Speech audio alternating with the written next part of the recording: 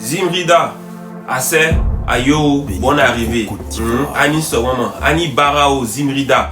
On a parlé, on a bavardé, on a tout dit, on a tout fait. C'est-à-dire que nous-mêmes qui ne sommes pas chargés de la sécurité du peuple ivoirien là, on est sorti, on est monté au créneau, on a parlé, on a montré des choses qui prouvent et qui disent que ce qu'il y a dans ce bateau-là est dangereux pour la population ivoirienne. Ceux mêmes qui sont chargés de garantir la sécurité du peuple ivoirien sont sortis pour dire que en vérité ce n'est pas assez dangereux. Oui, c'est dangereux, mais ce n'est pas assez dangereux. Donc ils ont accepté parce que selon eux, le port autonome est fait pour accueillir tout ce qui est dangereux. C'est que tout ce qui est dangereux de 1 à 9 en fonction du classement de l'OMS, et ils sont prêts à accueillir ça. C'est-à-dire même poudre blanche, même d'or. Oui, comment on appelle ça, poudre de, c'est pas poudre de quoi, c'est qu'elle sur d'or là. Ils disent que le port est là pour accueillir tout ça. Voilà pourquoi aujourd'hui la Côte d'Ivoire est l'une des plaques tournantes, en tout cas en Afrique, de poudre blanche. Parce que comme l'a dit le directeur du port autonome d'Abidjan, le représentant, le porte-parole, bref, le port est là pour accueillir tout ce qui est dangereux. Et le port a les capacités d'accueillir tout ce qui est dangereux. On a parlé, vous n'avez pas voulu nous écouter, il n'y a pas de problème.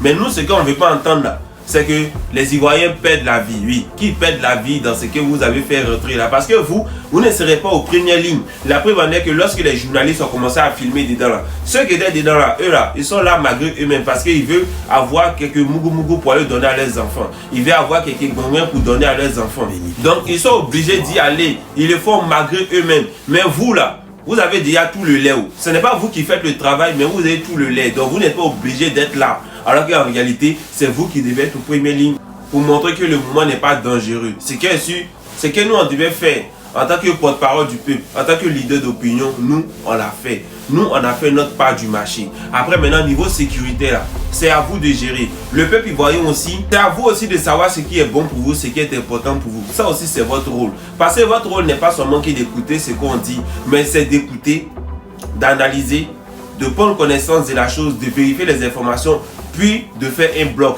Si c'est bon, il n'y a pas de problème. Si c'est mauvais aussi, prenez vos dispositions. Parce qu'après, quand il y aura déflagration, quand ce qu'on craint va finir par arriver là, les premiers à en souffrir là, les premiers à être les dommages là, c'est vous, le peuple ivoirien. C'est vous.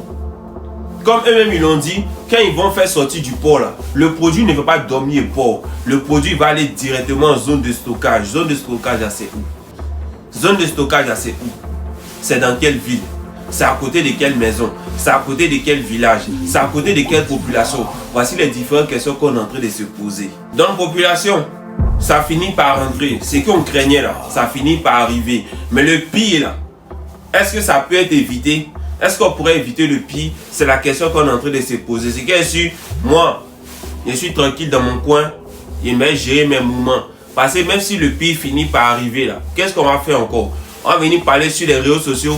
Vous allez nous écouter, vous allez partager, vous allez donner vos avis en commentaire. Mais sur le terrain là, chacun va rester bras croisés dans sa maison en attendant que le malheur le frappe. Pour venir pleurer aussi à son tour sur les réseaux sociaux. Et puis nous encore, on va faire vidéo. Et puis vous encore, vous allez partager. C'est comme si nous sommes dans un cercle. Ça finit pas. Nous sommes dans un cercle qui finit pas. Donc courage à vous. Et courage aussi aux futures victimes. En tout cas, on n'espère pas. Hein, mais on sait que ce mouvement qui est là.